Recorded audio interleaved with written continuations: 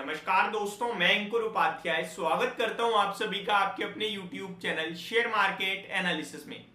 यहां पे आप सभी के साथ बात करूंगा टाटा मोटर्स के स्टॉक के बारे में।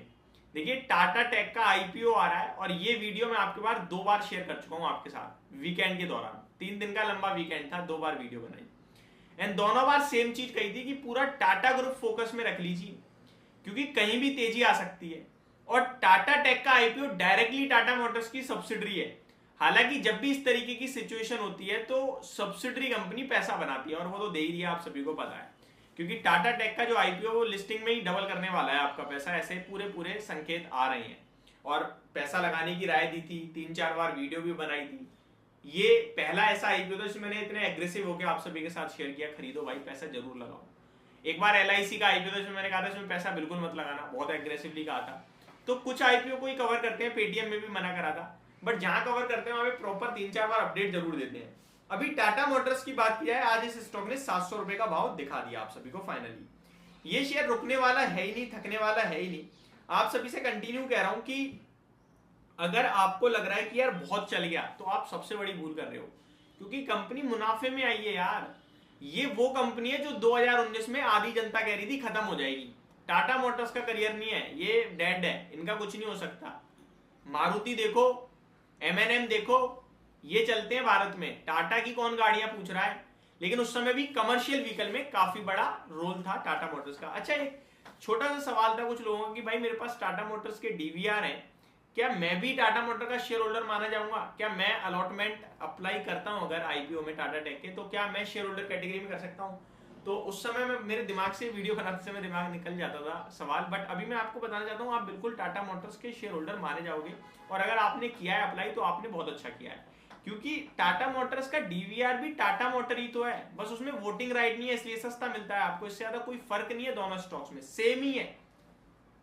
अब टाटा मोटर्स आज 700 रुपए का हो गया फाइनली, और अभी भी ये शेयर ना 16 के पीई पे पहुंचा है, 16 के पीई पे ट्रेड कर रहा है। और जो ग्रोथ मोमेंटम है ना इस कंपनी में वो काफी ज्यादा हाई दिख रहा है लोगों को। बड़े बड़े निवेशक काफी इस स्टॉक को लेकर इंटरेस्टेड है अभी भी।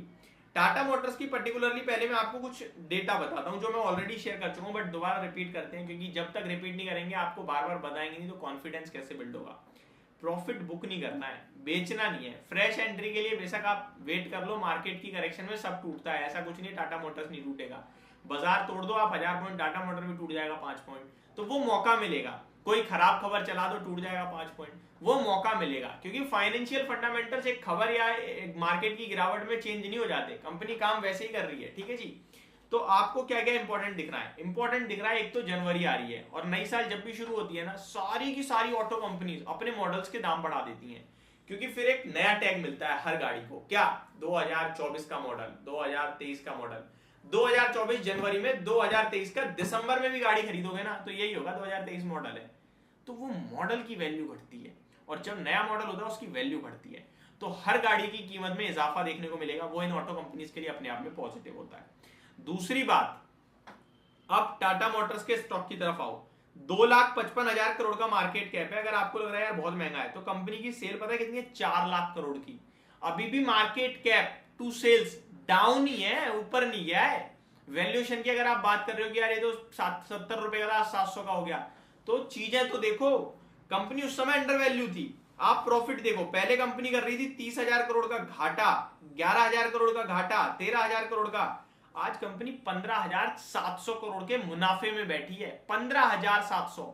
और एनालिस्ट बोल रहे हैं ये 25,000 करोड़ के मुनाफे में बदलेगा प्राइस, जो प्रॉफिट है। मैं कह रहा हूं 25 नहीं 20,000 करोड़ ही करवा दो एक साल में, तो कंपनी का करंट अर्निंग पर शेयर जो 40 का है वो 60 का हो जाना है। और करंट वैल्यूएशन अभी 16 के पीई पे जो स्टॉक आगे खड़ा हो गया है, इस हिसाब से आपका 960 का भाव निकल के आ रहा है, 960 का। ये 15-16 के पीई पे सोचो, 20 के पीई पे चला गया तो कितना होगा? तो हो जाएगा 1,200 रुपए। और अगर 25 के पीई पे चला गया तो हो जाएगा 1,500 रुपए।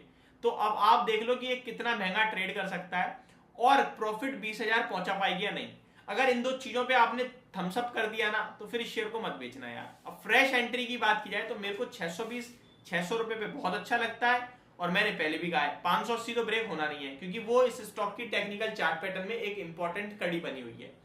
आपके ऊपर सिर्फ एक ही चीज है कि टाटा मोटर्स बेचना नहीं है, मेरे को समय देना है, कम से कम 12 महीने और देने हैं। चीज कहां खराब दिख रही है आपको? गाड़ियां मार्केट में बिक रही हैं दबादब, इलेक्ट्रिक व्हीकल को लीड कर रहा है कंपनी, और कंपनी कह रही है कि अभी जो 15-16% का हमारा ईवी पोर्टफोलियो है ना, उसको हम 50% कर देंगे 2030 तक। तो ये सारी चीजें बहुत ही शानदार है, मुझे लगता है आप डेफिनेटली होल्ड कर सकते हो, बने रह सकते हो और खरीद के रखिए।